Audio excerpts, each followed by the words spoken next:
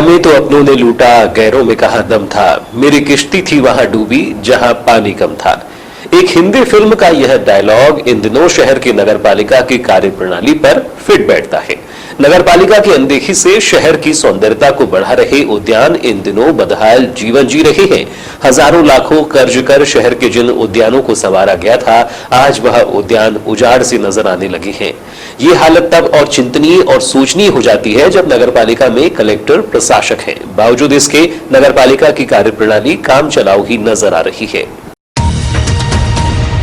नगर के सफाई कर्मी गर्मी में खोले गए प्याऊ की हालत, शहर की सड़कें और अब उद्यान की हालत बद से बदतर हो गए हैं, लेकिन किसी के कानों में जू भी रेंग रही हो यह नजर नहीं आता है। हालत यह है कि जिन्हें अव्यवस्था को देखना हो वह आराम कर रही हैं और फिर मीडिया के संज्ञान में लाने के बाद सुधार का दावा कर रही हैं।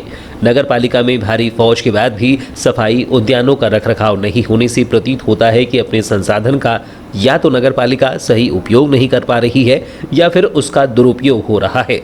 फिलहाल नगर पालिका की अनदेखी से शहर के उद्यान में लगी स्टील फ्रेम कुर्सियां पत्थरों के सहारे टिकी है, जो कब ढह जाए कहा नहीं जा सकता। नगरीय क्षेत्र में अंबेडकर चौक पर बना उद्यान अपनी बदहाली पर आंसू बहा रहा है। यहाँ लगे पौधों पर सिंचाई नहीं होने से पौधे पानी के अभाव में सूख रहे हैं, तो कुर्सियां पत्थरों के सहारे टिकी है। कभी इस गार्डन में पानी का फव्वारा लोगों के लिए आकर्षण का केंद्र था। यहाँ लगी हरी घास पर बैठक सैर करने वाले सुकून के पल बिताते थे, लेकिन फव्वारे से पानी और उद्यान से हरी घास अनदेखी के अभाव में गधे के सिर से सींग की तरह गायब हो गई है। उद्यान में लगे छायादार पेड़ों की छांव में जो कुछ लोग यहाँ लगी कुर्सियों पर बैठकर थोड़ा सुकून ले पाते थे, उन कुर्सियों की हालत भी दयनीय है। कुर्सियों के पार्ट को चुरा ले गए हैं तो शेष कुर्सी बची है। उनके पायदान पत्थरों के सहारे टिके हैं। शहर के अति व्यस्ततम चौक पर उद्यान की हालत ऐसी है तो अंदाजा लगाया जा सकता है कि शहर के अन्य उद्यानों की हालत कैसी होगी। सार्वजनिक उपयोग के गार्डन में कुछ ने तो अपना बसेरा ही बना लिया है, जहां आराम से वह रह रही है। नगर पालिका की शहर के उद्यानों को लेकर दिखाई दे रही उदासीनता को लेकर जागरूक लोगों में भी भारी नाराजगी है। जागरूक नागरिकों का कहना है कि प्रशासकीय कार्यकाल में कार्यों में बेहतरी की उम्मीद थी, लेकिन यह तो परिषद के कार्यकाल से भी बदतर स्थिति में है, जहां शहर के उद्यानों की देखरेख करने वाला कोई नहीं है। उन्होंने कहा कि इस मामले में जिम्मेदारों को ध्यान देना चाहिए ताकि शहर के सौंदर्य स्थल सुरक्षित और सुव्यवस्थित रह सके। ये बालाघाट शहर का मुख्य चौक है, बाबा अम्बेडकर चौक है ना, और सब यहाँ एक गार्डन है और गार्डन की स्थिति देख रहे हो आप, कितनी जर्जर स्थिति में बैठने के काबिल नहीं है। देखो टूटा फूटा है, यहाँ से देख लीजिए है ना। और ये मतलब बालाघाट जिले की नाक कही जाता है ये चौक है ना। और बाजू में देख लो आप, एक दीवार ही है 1 फीट की, और उसके बाद उसकी वहाँ के पोजीशन देख लो और यहाँ की पोजीशन देख लो। और नगर पालिका से यहाँ पर ऐसा है मतलब कितनी लापरवाह। मतलब जैसा कि गार्डन का एक महत्व भी होता है कि गार्डन में हरी भरी हरियाली होती है जिससे ठंडक रहती है, तो हरियाली के नाम पे आपको क्या दिखाई दे रहा है यहाँ पर? दिख रहा है, देखो ना पौधे सूख रहे हैं। देखो ऐसा मतलब उजड़ा चमन दमान जैसे ऊपर बहर में जाते हैं, पहाड़ी वादियों में होता है उस टाइप से है। बाजू में देख लो आप है ना, बाजू एक दीवार है, आड़ है, वहाँ का मेंटेनेंस देख लो और यहाँ का मेंटेनेंस देख लो है ना। बालाघाट जिले की नाक कहा जाता है ये चौक। फिलहाल नगरपालिका सीएमओ ने उद्यान की व्यवस्था सुधारने का भरोसा दिलाया है। अब देखना है कि यह भरोसा कायम रहता है या फिर भरोसे की डोर टूट जाती है। मामले में नगरपालिका सीएमओ का कहना है कि आपके द्वारा उद्यान की स्थिति संज्ञान में लाई गई है। कुर्सियों को बदलकर वहां नई कुर्सियां लगाई जाएंगी। पानी डाला जाता है लेकिन गर्मी के कारण वह सूख जाता है। अब शाम को पेड़ों और पौधों पर पानी डाला जाएगा ताकि रात में पौधों में नमी बनी रहे। उद्यान को सुव्यवस्थित किया जाएगा। बिल्कुल, आपने जो मुझे फोटोग्राफ्स डाले थे उस पर मैंने कार्रवाई कर रहा हूँ और वहाँ पे जो चेयर है वहाँ पे नई चेयर लगाई जाएंगी और जो रिपेयर हो सकती है उनको रिपेयर किया जाएगा और गार्डन को पूरा व्यवस्थित नगर पालिका के द्वारा किया जाएगा। सर, लगभग वहाँ के जितने भी पेड़ पौधे हैं वो भी सूखने की कगार में। वहाँ के लोगों द्वारा बताया गया कि यहाँ पानी वगैरह भी नहीं डाला जाता। नहीं, पानी तो डाला जाता है, प्रतिदिन पानी डाला जाता है, लेकिन गर्मी अधिक है तो कोशिश करेंगे कि हम पानी शाम के समय डालें जिससे कि रात भर पानी टिका रहे और पेड़ पौधे हरे भरे रह।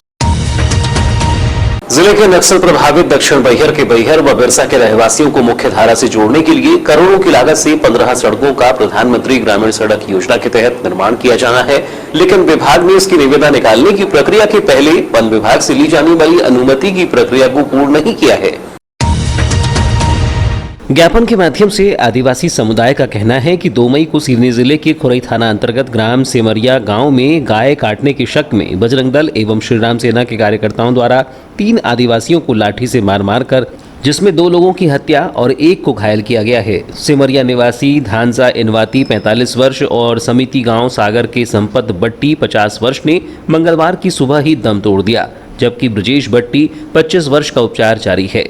इस प्रकार की घटना को जो एक धार्मिक संगठनों के कार्यकर्ताओं ने हिंसा का रास्ता अपनाकर कानून व्यवस्था को तार-तार किया है, उन्हें किसी प्रकार से कानून व्यवस्था का डर नहीं है। ऐसे संगठनों पर कार्रवाई कर बैन लगाया जाए और आरोपियों पर आदिवासी अत्याचार निवारण कानून के तहत तुरंत गिरफ्तार किया जाए। साथ ही उन्हें सख्त से सख्त फांसी की सजा दी जाए, ताकि आने वाले समय में ऐसे संगठनों पर ऐसी नृशंस हत्या करने पर लगाम लगाई जा सके। हम आज जो ज्ञापन सौंपे तो ये आदिवासी समाज के तरफ से सौंपा गया है। अभी तक जो घटनाएं घट रहे हैं, आदिवासी समाज के व्यक्तियों का हत्या किया जा रहा है, वो भी सत्ता पक्ष के कार्यकर्ताओं के द्वारा, बजरंग दल के द्वारा। जितने भी आदिवासियों के साथ घटना घटा है, ये समस्त घटना सत्ता पक्ष के पदाधिकारी, उनके कार्यकर्ताओं के द्वारा हो रहा है। तो हमें ऐसा एहसास होने लगा है कि ये सरकार जो है आदिवासियों को मारने के लिए शासन चला रहा है। इसलिए हम सारे आदिवासी एक साथ होके ज्ञापन आज महामहिम राज्यपाल के नाम से ज्ञापन सौंपा है। इस दौरान समस्त आदिवासी समाज संगठन के जनप्रतिनिधि व ग्रामीणों की मौजूदगी रही। इतना ही नहीं, निर्माण कार्य की समय सीमा भी कम कर दी है। बीते 3 मई को ग्राम धनसुआ में उस समय अफरा तफरी मच गई जब धनसुआ निवासी सेवकराम बाहेश्वर के निवास पर रात्रि करीब 9:15 बजे आग लगने की सूचना उनके पड़ोसियों द्वारा दी गई। जैसे ही सेवकराम बाहेश्वर के घर के आग लगने की घटना की जानकारी ग्रामीणों को पता चली, वह दौड़कर वहां पहुंचे और आग बुझाने में जुट गए। सेवकराम के घर के कुएं में लगा पानी, मोटर के पाइप के अलावा आसपास के घरों में लगी पानी मोटर की मदद से आग बुझाने का प्रयास किया गया। इसके साथ ही ग्रामीण भी आग बुझाने में जुट गए। हालांकि तब तक नगरपालिका के दमकल वाहन को सूचना मिलने के बाद दमकल वाहन गांव भी पहुंचा था, लेकिन सड़क से सटकर बने आवासों के कारण उसे जाने का रास्ता नहीं मिल सका। अंततः काफी मशक्कत के बाद आग पर काबू पाया जा सका, लेकिन तब तक घर की गृहस्थी का पूरा सामान जलकर खाक हो चुका था। अभी तक आग लगने के कारणों का सही कारण सामने नहीं आया है, लेकिन आग को बुझाने के प्रयास में ग्रामीणों द्वारा की गई मदद से सेवकराम बाहेश्वर के मकान में लगी आग को काबू पाने में लगभग 2 घंटे का समय लग गया। ग्राम में प्रधानमंत्री आवास योजना के तहत बनाए जा रहे मकानों की निर्माण सामग्री सड़क पर फैली होने के कारण नगरपालिका बालाघाट से पहुंची फायर ब्रिगेड घटनास्थल तक नहीं पहुंच सकी। घर में आगजनी से सेवकराम बाहेश्वर को लगभग 1.5 लाख रुपए का नुकसान पहुंचा है। पुत्र कमलेश बाहेश्वर ने बताया कि रात्रि में घर में लगी आग की सूचना पड़ोसियों से मिली, जिसके बाद आसपास के घर वालों सहित ग्रामीणों की मदद से आग पर काबू पाया गया, लेकिन तब तक गृहस्थी का सामान जलकर खाक हो चुका था। कल रात में लगभग 9:15 बजे के दरमियान अचानक अज्ञात कारणों से मेरे घर पर आग लग गई। मुझे पड़ोसी द्वारा सूचना दी गई, जिस पर मेरे सभी घर वाले और सभी मोहल्ले और गाँव के निवासियों द्वारा मुझे बहुत हेल्प किया गया। और उस आग को इतना गंभीर था कि शायद मेरा पूरा घर भी जलकर राख हो जाता, लेकिन गांव के सभी लोगों द्वारा जो मेरा सपोर्ट किया गया, मतलब मैंने आग बुझाने में, तो बहुत मुश्किल से कंट्रोल हो पाया।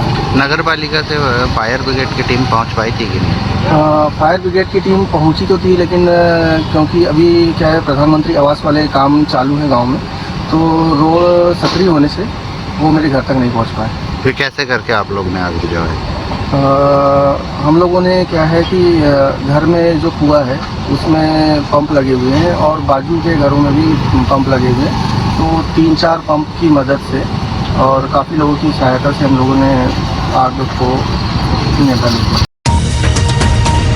सिवनी के ग्राम सेमरिया में बजरंग दल के सदस्यों द्वारा आदिवासियों को पीट कर सुनियोजित हत्या करने से आक्रोशित आदिवासी समुदाय के ग्रामीणों ने जिला पंचायत सदस्य दल सिंह पंद्रे के नेतृत्व में पुलिस थाना परसवाड़ा पहुंचकर महामहिम राज्यपाल और मुख्यमंत्री शिवराज सिंह चौहान के नाम ज्ञापन सौंपा। ज्ञापन के माध्यम से आदिवासी समुदाय का कहना है कि 2 मई को सिवनी जिले के खुरई थाना अंतर्गत ग्राम सेमरिया गांव में गाय काटने के शक में बजरंग दल एवं श्रीराम सेना के कार्यकर्ताओं द्वारा 3 आदिवासियों को लाठी से मार कर, जिसमें 2 लोगों की हत्या और 1 को घायल किया गया है। सिमरिया निवासी धानजा इनवाती 45 वर्ष और समिति गांव सागर के संपत बट्टी 50 वर्ष ने मंगलवार की सुबह ही दम तोड़ दिया, जबकि ब्रजेश बट्टी 25 वर्ष का उपचार जारी है।